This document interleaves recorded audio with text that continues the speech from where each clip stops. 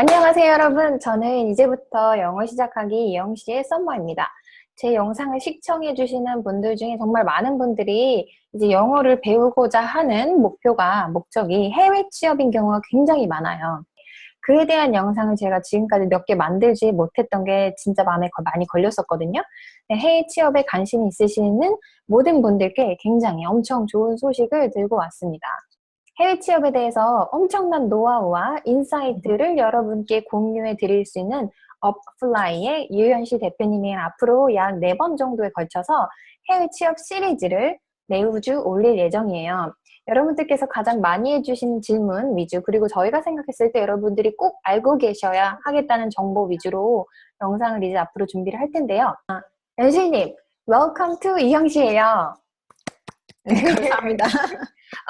업플라이, 그리고 연시님에 대해서 모르시는 분들이 계실 테니까 잠깐 소개해 주시겠어요? 네, 안녕하세요. 저는 지금 한국에서 해외 취업 또는 그 글로벌 커리어 경력 개발을 준비하고 계신 분들을 도와드리는 어플라이를 운영하고 있고요. 지금 제 베이스는 캐나다의 토론토에 있습니다. 이전에 토론토에 오기 전에는 뭐 싱가포르에서 SAP와 구글에서 HR 스페셜리스트로 일을 하고 그 다음에 샌프란시스코에서 스타트업을 한 적이 있습니다. 오, 그럼 감사합니다. 정말 HR 전문가시네요. HR에 대한 경력이 조금 길긴 해요. 네. 아, 네. 또 정말 이영 씨 이렇게 출연해 주시고 정말 고급 정보들을 여러분 앞으로 많이 드릴 거거든요. 오늘 저희가 첫 번째 에피소드에서 다룰 내용이 한국 토박이, 정말 한국에서 자라고 교육받은 한국 토박이가 정말 해외 취업이 가능할까? 저는 이 질문을 단도직입적으로 연시님한테 여쭤보고 싶어요. 가능한가요? 대답부터 드리면 가능합니다. 제가 이렇게 단정적으로 얘기할 수 있는 이유가 제가 그 케이스거든요. 저도 음, 이제 한국에서 뭐 중고등학교, 대학교까지 다 나오고 사실은 저는 영어권 국가에 뭐 어학연수조차 간 적이 없어요. 그리고 나 이렇게 대학을 다 졸업한 다음에 이제 정말 많은 나라에 지원을 해서 처음으로 음, 오퍼를 받은 곳이 싱가포르에서 이제 영어, 일본어, 한국어 번역사 포지션이었어요. 음, 그래서 싱가포르로 처음에 나가게 됐고요. 네, 좀 다른 사례를 드리자면은 최근에 어플라이 팔로우 분 중에 한 분 같은 경우에는 네. 싱가포르에 있는 미국계 회사에도 오퍼를 받으시고 그 다음에 한국에 있는 독일계 회사에도 오퍼를 받으신 분이 있어요. 음. 이분도 한국에서 다 나고 자라고 공부하고 한국에서 해외 취업을 준비하신 분이기 때문에 음. 충분히 가능하다고 말씀드리고 싶어요. 가능한 얘기고 다 가능한데 많은 분들께서 어떻게 해야 되는지 그 방법을 모르셔가지고 그 방법을 찾지 못해서 해외 취업이 안 되는 거군요. 많은 정보를 어디서 어떻게 구해야 되는지 그 방향성을 잘 모르시기 때문에 음, 굉장히 조금 시간이 많이 걸리시고 힘들어하시는 분들이 많은 것 같아요. 그래서 저희가 지금 그래서 오늘 이번에 에피소드 첫 번째부터 천천히 그 방법론에 대해서 저희가 설명을 드릴게요. 그러면 해외 기업이 왜 한국인을 고용할까요? 이거를 굉장히 궁금해 하실 것 같아요. 그렇죠. 경쟁력이 있어야 되잖아요. 그렇죠. 네. 왜 한국인을 고용할까요? 이 왜 한국인을 고용할까에 대해서 이제 대답드리기 전에 우리가 타겟할 수 있는 포지션에 대해서 크게 한번 봐볼게요. 음, 우리가 한국인이 타겟할 수 있는 포지션은 크게 3가지 포지션이 있어요. 첫 네. 번째는 뭐냐면 한국어를 써야 하는 포지션이에요. 근데 이제 그러니까 한국에서 처음에 나가시는 분들, 외국에서 한 번도 일해보신 적이 없으신 분들은 이 포지션을 타겟하는 것이 확률이 높은 게임이에요. 음, 그리고 두 번째는 바로 언어적인 능력보다 전문 지식, 스킬이 필요한 포지션이에요. 어떻게 보면 음, 당연하겠죠? 그리고 네. 세 번째 포지션은 회사에서 이제 이퀄리티 그 정책을 쓰고 있는 회사의 포지션이에요. 이 음, 3가지 포지션에 대해서 잠깐만 제가 이제 조금만 더 깊게 얘기해 드릴게요. 우선 첫 번째, 한국어를 쓰는 포지션은 뭐냐면은, 여러분들이 많이 알고 계시다시피 뭐 커스터머 서포트라든지 아니면 통번역 쪽으로 굉장히 많아요. 근데 음, 사실 많은 분들이 모르시는 게 이런 특히나 아시아에 헤드쿼터를 두고 있는 그런 다국적 기업 같은 경우에는 이런 커스터머 서포트나 아니면 통번역 이외에도 뭐 세일즈, 마케팅, 재무 이런 쪽에도 한국어를 쓰는 사람들을 굉장히 많이 뽑아요. 음, 예를 들어서 얼마 전에 그 어플라이에서 한 그 온라인 워크샵에 참가하신 그 한 리크루터는 블룸버그에서 오신 리크루터 분이시거든요. 이제 네. 블룸버그 같은 경우에는 홍콩에 있는 파이낸셜 프로덕트 애널리스트를 한국인을 홍콩에서 뽑아요. 그렇기 때문에 이런 한국인을 뽑는 포지션에 대해서 조금 더 관심이 있으신 분들은 뭐 링크드인이나 아니면 글라스도어 그런 글로벌 플랫폼을 가셔서 코리안을 넣으신 다음에 자기가 원하는 나라 도시명 이렇게 넣으시면 다양한 포지션을 보실 수 있을 거예요. 그렇군요. 두 번째는 바로 이런 언어적인 능력보다 전문 지식이 요구되는 그런 포지션인데요. 우리가 많이 알고 있다시피 뭐 컴퓨터 개발자분들 아니면 디자이너분들이 이런 카테고리에 들어가시는 분들이에요.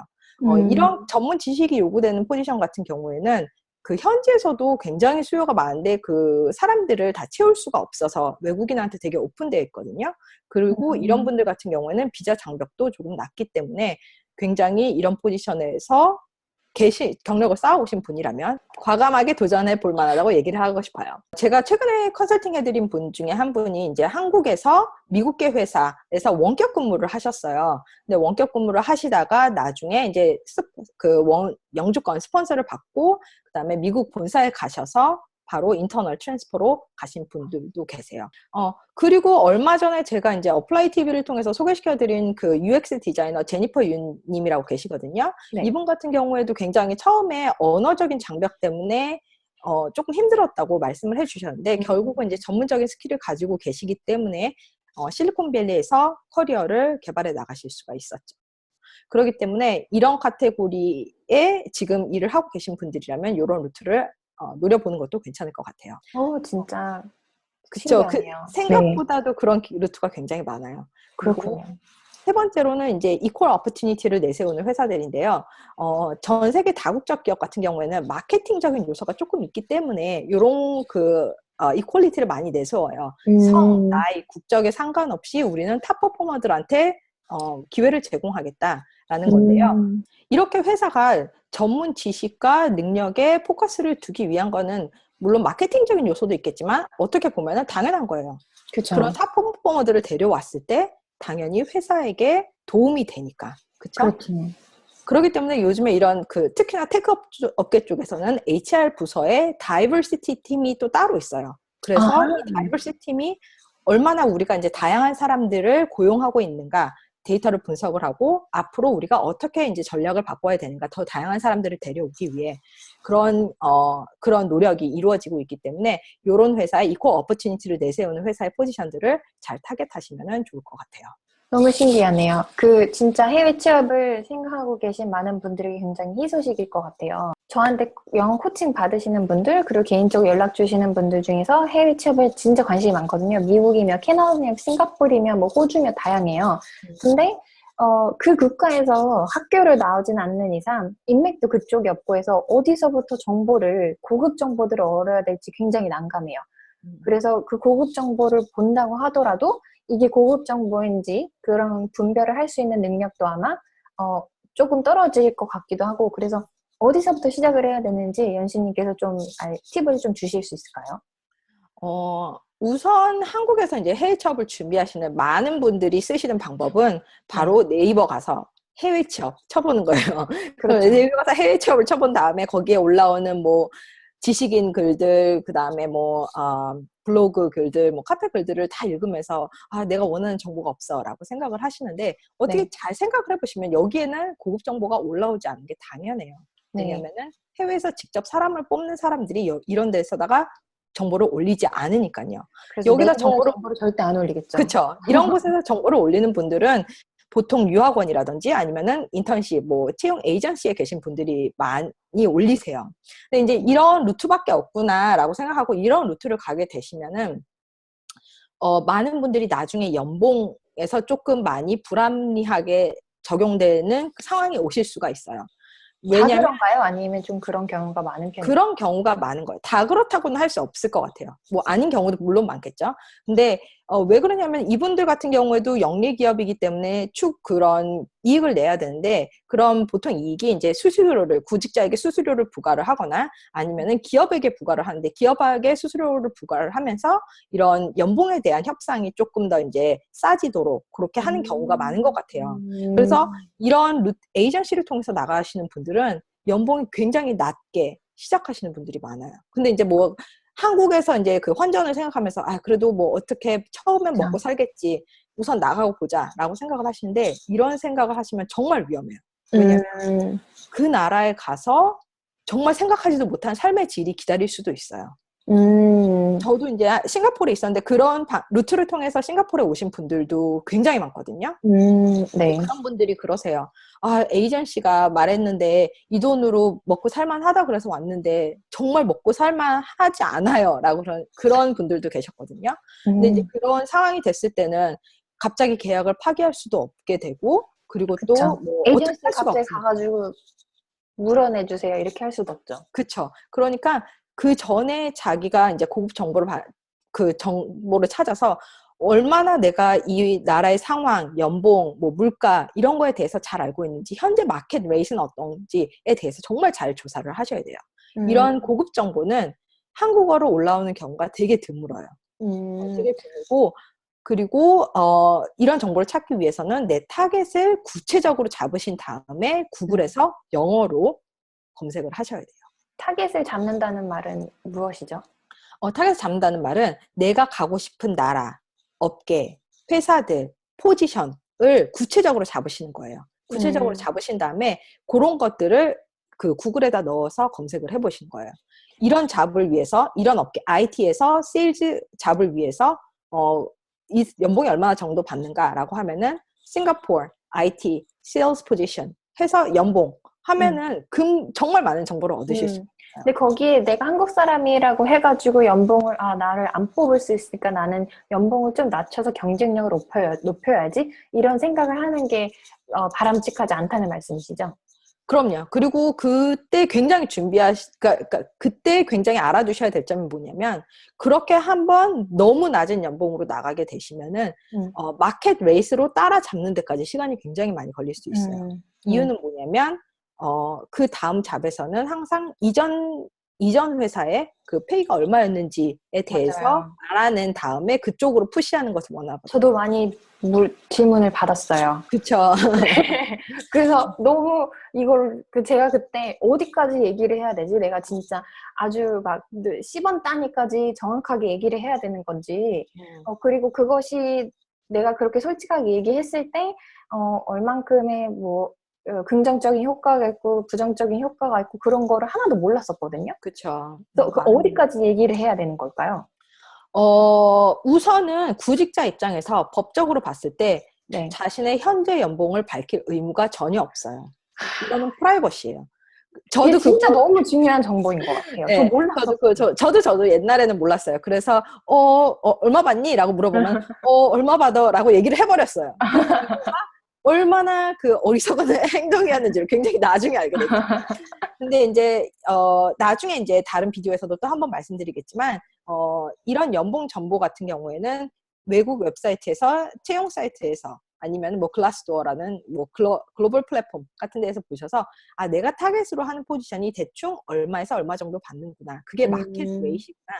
라고 머리에 알아둔 다음에 그곳을 이제 내가 뭐 연봉에 대한 질문을 받았을 때 그거에 대한 것을 주는 거예요. 나 지금 얼마 받아? 라고 하는 거 아니라 나는 이 마켓에서 요 포지션으로 봤을 때, 요 경력차로 봤을 때 이만큼에서 이만큼 받는다는 것을 알고 있어. 나는 이게 페어하다고 생각해. 나의 희망 연봉은 얼마야? 라고 얘기해요. 법적으로 내가 그 전에 얼마를 받고 있었다는 것을 말할 필요가 없군요. 그쵸. 어떤 사람은, 어떤 미국 그런 커리어 코치들은 그렇게 말해요. 그런 질문을 받으면 it's none of your business라고 얘기를 하라고까지 그런 식으로 말하는 강하게 말하는 분들도 계시는데 그렇구나. 이거에 대한 요즘에 인식이 굉장히 많이 바뀌고 있어요. 왜냐하면 회사와 구직자는 동등한 입장에서 연봉을 협상을 해야 되기 때문에 이렇게 나의 현재 연봉을 밝히면은 내 협상 파워를 다 준다라는 그런 그쵸. 요즘에 그런 말이 많이 나오고 있어요. 그러면 이제 그때 저희가 다시 원래 하던 이야기로 돌아가 간다면 처음에 해외에 취업해서 나갈 때 너무 낮은 연봉을 갔을 때 올리기 힘들다고 했잖아요. 네. 그렇죠. 근데 그러면은 처음에 되게 낮은 연봉으로 가서 거기에 일단 정착을 하고 그 다음에 이직을 할 때 밝히지 않고 높은 연봉을 딱 에임을 한 다음에 그렇게 이직을 해도 되겠네요. 그거를 추천하시는 편인가요? 어떠세요? 뭐 불가능한 얘기는 아니에요. 가능해요. 근데 그렇게 노련한 리크루터랑 그 정도 연봉 협상을 할 능력이 있느냐 없느냐 그거에 따라서 많이 갈리겠죠. 그렇겠네요. 그런 노련한 리크루터랑 협상을 하다가 정말 푸시를 많이 받아서 연봉을 밝히게 된다. 그럴 경우에 그 다음으로 푸시를 하기가 굉장히 힘들어지죠. 그런 게 있네요. 처음부터 갈 때 정당한 정말 페어한 샐러리를 그쵸. 받고 잡 오퍼를 받고 가는 게 가장 좋은 방법이겠네요. 그렇죠. 그러기 그렇게 위해서는 정말 하려면 많이 준비를 하셔야죠. 네. 연식님께서 그러면 구글에서 영어로 고급 정보들 검색을 하라고 하셨는데 어떤 거를 검색해야 되는지 모르는 분들을 위해서 어떤 조언을 혹시 주실 수 있을까요? 이런 그런 해외 취업을 준비하는 거는 굉장히 광범위한 되게 프로세스거든요. 그래서 우선은 이 에피소드에서는 우선 가능하고 이제 어떻게 접근해야 되는가에 대해서 잠깐 말씀을 드리고 싶었고요. 네. 다음 에피소드에서 이제 제가 자세하게 쪼개서 하나씩 말씀을 드릴 건데요. 네. 우선 이런 정말 어느 방향부터 시작해야 될지 모르겠다. 그런 감도 하나도 없다라는 분들은 제가 그 어플라이 해외 취업 체크리스트를 만들었어요. 그래서 네. 하나, 둘, 셋, 넷, 뭐뭐부터 준비해야 되는지, 이런 것을 네. 어디에서 찾아야 되는지, 어떤 네. 그 사이트를 볼 수 있는지에 대해서 정리를 해놨으니까요. 궁금하신 분들은 그 체크리스트 아래에 링크해 줄 테니까 그거를 다운로드 받으셔서 네. 한번 확인해 보시기 바라겠습니다. 설명란에다가 링크 드릴 테니까 체크리스트 다운 받으셔가지고 보시고 저희가 다음 주에는요 어떤 내용으로 찾아뵐 거냐면요 해외 취업 준비 사항 이제 그 중에서도 어떻게 타겟 국가를 정하고 또 어떤 업계를 선택하고 그 안에서도 어떤 포지션을 정해야 될지 그거를 어떻게 할 수 있는지 연시님께서 또 많은 좋은 팁을 제공을 해 드릴 거고요. 근데 나라와 포지션을 정하고 나면은 내가 노려볼 만한 비자 종류에 대해서 알아보는 것도 굉장히 중요해요. 저희는 외국인으로서 해외에서 취업을 하기 위해서는 비자가 굉장히 다양한데 또 국가마다도 다양할 거예요. 어떤 비자를 준비하셔야 되는지 어떤 루트를 타야 하는지를 설명을 해드릴 거고요. 그리고 또 다음 시간에 또 잠깐 저희가 설명을 드릴 게 링크드인 계정 만들고 다듬는 방법에 대해서 또 잠깐 설명을 드릴 예정입니다. 그러면 연신님 오늘 이렇게 첫 에피소드 같이 만들어주셔서 너무 감사드리고요.